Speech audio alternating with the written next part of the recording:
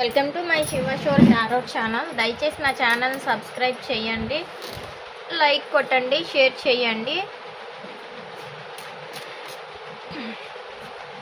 ఎవరికైనా personal reading కావాలి అన్న, marriage issues, health issues, business issues, work issues, ఏ ఇష్యూస్ కావాలన్నా సరే నాకు పర్సనల్ రీడింగ్కి అయితే కాంటాక్ట్ అవ్వండి. టారోట్ రీడింగ్ క్లాసెస్ అయినా, క్యాండిల్ వ్యాక్స్ రీడింగ్ క్లాసెస్ అయినా స్క్రీన్ పైన ఉండే కాంటాక్ట్ నెంబర్కి కాంటాక్ట్ అవ్వండి. ఇప్పుడు నేను చెప్పబోయే టాపిక్ ఏంటంటే, మీ పర్సన్ మీ గురించి ఎలా ఆలోచిస్తున్నారు. ఫస్ట్ మీరు మీ పర్సన్ గురించి ఏమైనా ఆలోచిస్తున్నారో చూడండి. Universe, gratitude gratitude gratitude. చూసే వ్యూయర్స్ వాళ్ళ పర్సన్ గురించి ఏం ఆలోచిస్తున్నారు. Embrace the journey. మీకైతే మీ పర్సన్తో లైఫ్ లాంగ్ జర్నీ చేయాలనిపిస్తుందండి, కానీ ప్రిపేర్డ్, మీరు అన్ని విషయాల్లో కూడా ముందే ప్రిపేర్ అయి ఉన్నారండి. అబెండెన్స్, దేన్నైనా ఫాస్ట్గా ఆలోచించే ఆలోచన తీరు మీలో ఉంది. రిఫ్లెక్ట్, మీరు ఆలోచన తీరు ఎంత దీని మీద ఉంటుందో రిఫ్లెక్షన్ కూడా అంతే దీని మీద మీకు వస్తుందండి. కాకపోతే మీరు కొంచెం కామ్గా పేషెన్స్గా ఉంటుంటేనే అవి వస్తుంది. మీరు ఎలా ఆలోచిస్తున్నారో అది రిఫ్లెక్ట్ కూడా అంతే వేగంగా అవుతుంది. స్టిక్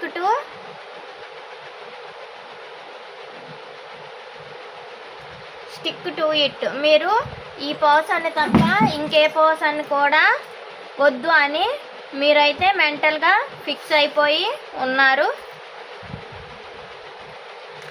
ఎంబ్రేస్ ద జర్నీ అని ఎందుకన్నారు చెప్పండి యూనివర్స్. దీని క్లారిఫికేషన్ మీ ఆలోచనలు కాబట్టి ఈ క్లారిఫికేషన్ చూసి తర్వాత వాళ్ళని చూద్దాం. బీ ప్రిపేర్డ్, తర్వాత బీ ప్రిపేర్డ్. అబండెన్స్, రిఫ్లెక్ట్,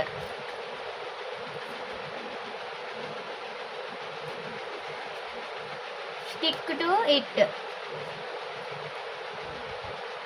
ఇది చూద్దాం. ఫిజికల్ అట్రాక్ట్, ఇదే దీని క్లారిఫికేషన్ కార్డు చెప్పండి యూనివర్స్. డెవిల్ కార్డ్కి ఓకే. మీతో హ్యాపీ ఫ్యామిలీయే మీకు డెవిల్ అండి. మీతో హ్యాపీ ఫ్యామిలీ అయితే చేసుకోవాలనుకుంటున్నారు. ఫిజికల్ అట్రాక్షన్ ఉంది, మీకు కూడా ఫిజికల్ అట్రాక్షన్ వాళ్ళ మీద ఉంది, కానీ డెవిల్ ఎవరో ఉన్నారు అని మీరు సఫర్ అవుతున్నారు. థర్డ్ పార్టీ సిచ్యువేషన్ అనేది. డెత్, రీబర్త్ అనేది మీ వైపే ఫ్యామిలీ వైపో చూద్దాం. మీ వైపా అదర్ వైపా రీబర్త్ అనేది. మీరు వెయిటింగ్ ఎనర్జీ ఎందుకు? 5 ఆఫ్ స్వార్డ్స్. నమ్మక ద్రోహం జరిగింది, వాళ్ళకి హెల్త్ ఇష్యూస్ అండి. దీనికి 10 ఆఫ్ స్వార్డ్స్. ఓకే, కామ్గానే ఉన్నారు. Emperor clarification card. సన్, ఫ్యామిలీయా ఇది? Okay,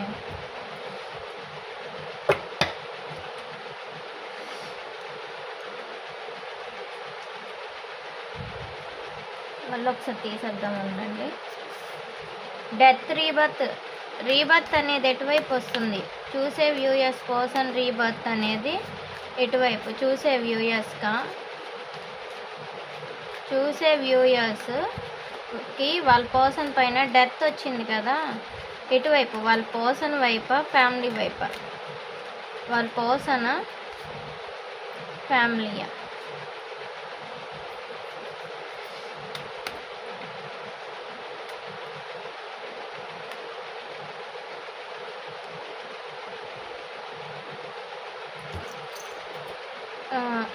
Ten of Cups clarification card.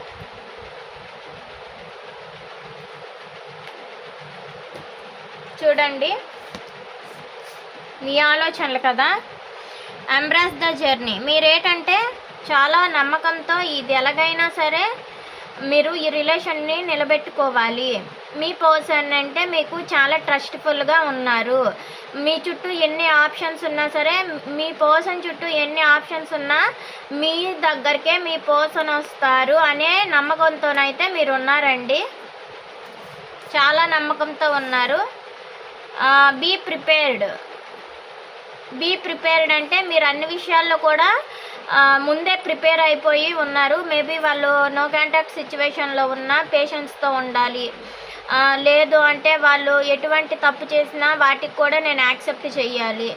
వాళ్ళు ప్రతి తప్పుని ఒప్పిని కూడా నేను యాక్సెప్ట్ చేస్తూ ఉండాలి. వాళ్ళే మారుతారు అని మీ పర్సన్ మీద అయితే మీరు చాలా హానెస్ట్గా ఉన్నారండి. చాలా డీప్గా మీరు లవ్ చేస్తున్నారు. ఇది మీ ఆలోచన. నెక్స్ట్ ఫిజికల్ అట్రాక్షన్ ఉందండి. అబెండెన్స్ ఉంది. ఆపర్చునిటీస్ మీ వైపు ఉన్నది. కెరియర్ కోసం కూడా మీరు న్యూ బిగినింగ్ చెయ్యాలి అనుకుంటున్నారు. మీ పర్సన్ విషయంలో కూడా మీరు న్యూ బిగినింగ్ చెయ్యాలి. ఫిజికల్ అట్రాక్షన్ ఉంది. వాళ్ళ దగ్గరికి వెళ్ళాలి అని మీరు అనుకుంటున్నారండి. నెక్స్ట్ ఏంటంటే మీ పర్సన్ అంటే ఫ్రెష్ స్టార్ట్, ఏదో ఒక విధంగా కొత్త కొత్త ఆలోచనలతో మీ పర్సన్ దగ్గరికి వెళ్ళాలి అనుకుంటున్నారు. చూడండి. నెక్స్ట్ రిఫ్లెక్ట్ అంటే మీరు వాళ్ళకి చేసిన మోసమైన, వాళ్ళు మీకు చేసిన మోసమైనా సరే, వాళ్ళు అంటే మీది వాళ్ళకైనా వాళ్ళది మీకైనా సరే, మీ నో కాంటాక్ట్ సిచ్యువేషన్ అనేది డెవిల్ సిచ్యువేషన్లో ఉండడం వల్ల మీ ఇద్దరి మధ్యలో డిస్టెన్స్ ఏర్పడుతుంది. అందుకే మీకైనా సరే వాళ్ళకైనా సరే ఈ థర్డ్ పార్టీ డెవిల్ సిచ్యువేషన్ ఉండడం వల్లే మీ ఇద్దరు కలవలేకపోతున్నారండి. సో కానీ మీతోనైతే హ్యాపీ ఫ్యామిలీ, మీరైతే మీ పర్సన్తో హ్యాపీ ఫ్యామిలీ చేసుకోవాలనుకుంటున్నారు. మ్యారేజ్ చేసుకోవాలి, వాళ్ళతోనే కలిసి ఉండాలి, అన్ని విషయాల్లో కూడా వాళ్ళతోనే షేర్ చేసుకోవాలి అని మీరు అనుకుంటున్నారు. ఇది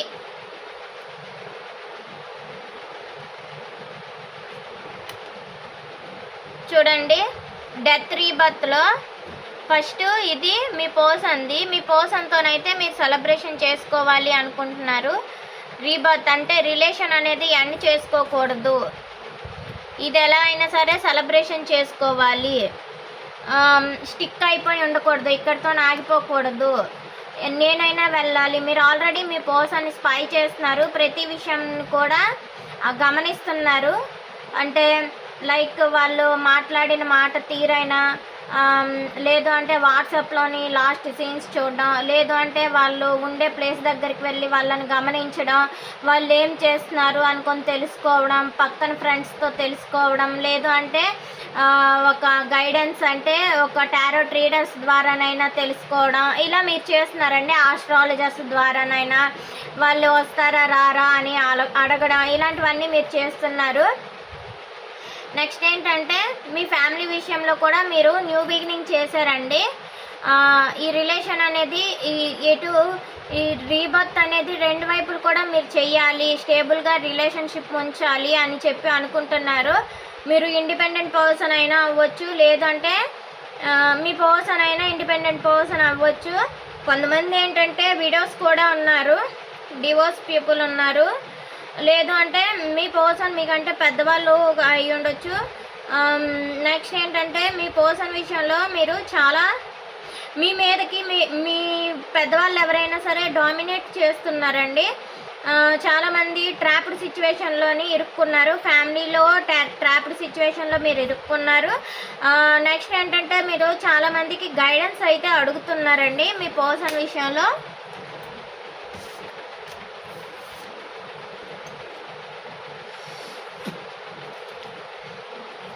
ఇప్పుడు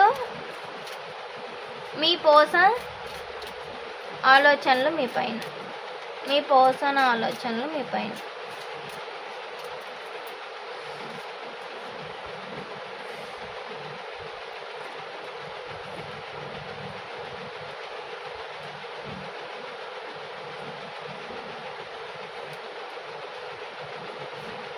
ఓకే, ఈరోజు 8 కార్డ్స్తో చేద్దామండి, ఎక్కువ వద్దు,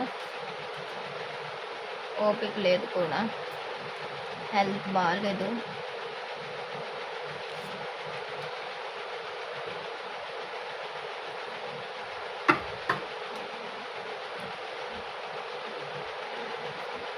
మీ పర్సన్కి అయితే చాలా ఆపర్చునిటీస్ ఉన్నాయండి. చాలామంది మెసేజెస్ ఇస్తున్నారు, గైడెన్స్ ఇస్తున్నారు. మీ విషయంలో ఎలా ఉన్నారో చూద్దాం. కొంతమంది నెగిటివ్గా ఇస్తున్నారండి, కొంతమంది పాజిటివ్గా ఇస్తున్నారు. ఎలా ఉన్నారో చూద్దాం.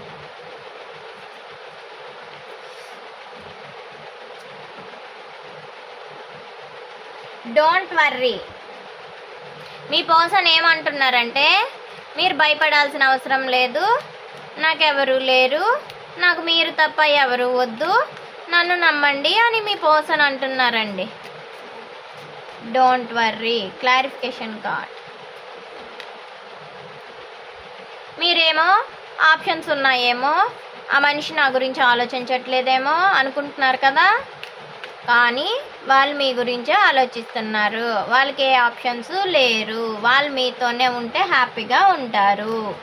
అందుకే మీరు భయపడాల్సిన అవసరం లేదు. ఎనర్జెటిక్ బ్యాలెన్స్ అని ఎందుకన్నారు?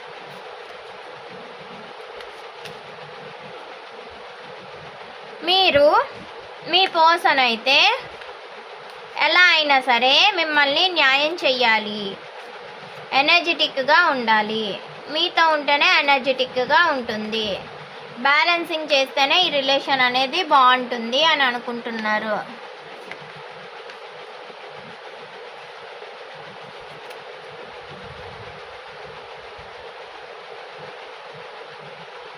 Ignite your spark. Ignite your spark. Potential. Clarification. Embrace the journey. వాళ్ళకైతే ఈ రిలేషన్లో జర్నీ చెయ్యాలనే ఉంది. Let go of the past. గతాన్ని విడిచిపెట్టిమంటారు. మీ గతంలో మీ థర్డ్ పార్టీ సిచ్యువేషన్లో కానీ మీరే కానీ ఉంటే వాళ్ళతో ఉండే బ్యాడ్ మెమరీస్ కానీ వాళ్ళతో ఉండేవన్నీ విడిచిపెట్టేసి నా దగ్గరికి వస్తే నేను నీకు న్యాయం చేస్తా అని అంటారు. Harmony.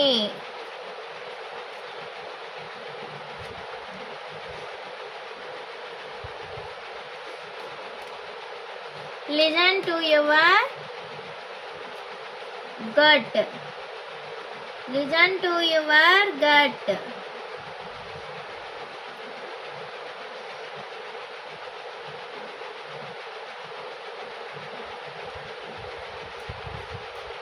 Temperance clarification. Justice clarification.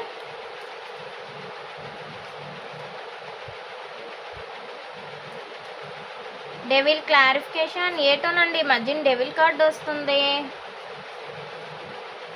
Cheating. Physical attraction ఉంది మీ మధ్యలో, కానీ ఇది ఎందుకు వస్తుంది డెవిల్ కార్డు? డెవిల్ ఉంది, జెన్యూనే అనిపిస్తుంది. లవ్ అయితే ఫిజికల్ అట్రాక్షన్ ఉంది. ఎడిక్షన్స్ ఉన్నాయండి మీ పర్సన్కి. ఎడిక్షన్స్ ఏంటి? డ్రింకింగ్ ఎడిక్షనా?